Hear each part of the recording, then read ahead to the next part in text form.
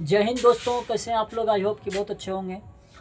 आज हम जो है कि मोस्ट वीवीआई एमसीक्यू करेंगे और ये अलग अलग कंपटीशन एग्जाम पीवाईक्यू है, पूछा गया क्वेश्चन है। तो क्वेश्चन पहला है, राग गोविंद का लेखक कौन है।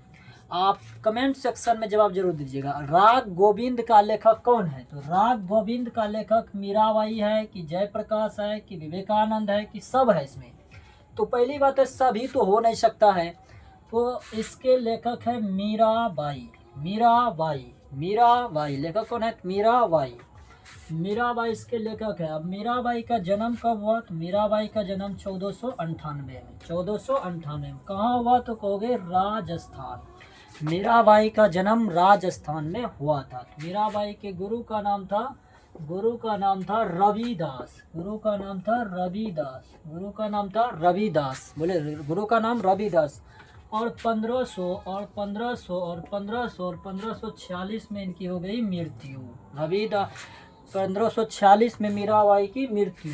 मीराबाई किस भक्ति थे। सगुण भक्ति के, कृष्ण भक्ति के संत थी हुई। कृष्ण भगवान का सगुण भक्ति के संत है मीराबाई। मीराबाई का गुरु का नाम तो कहोगे रविदास। चलिए दूसरा क्वेश्चन देखते हैं।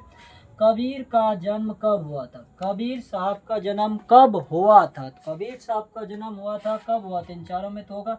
कबीर साहब का जन्म हुआ था 1398 में। 1398 में। अब कबीर साहब जो थे, कबीर साहब किसके गुरु हुए। तो कबीर साहब हुए रामानंद के गुरु। कबीर साहब किसका गुरु हुआ रे। कबीर साहब किसका गुरु हुआ। तो रामानंद के गुरु हुआ। तो देखिए कबीर साहब और रामानंद के गुरु।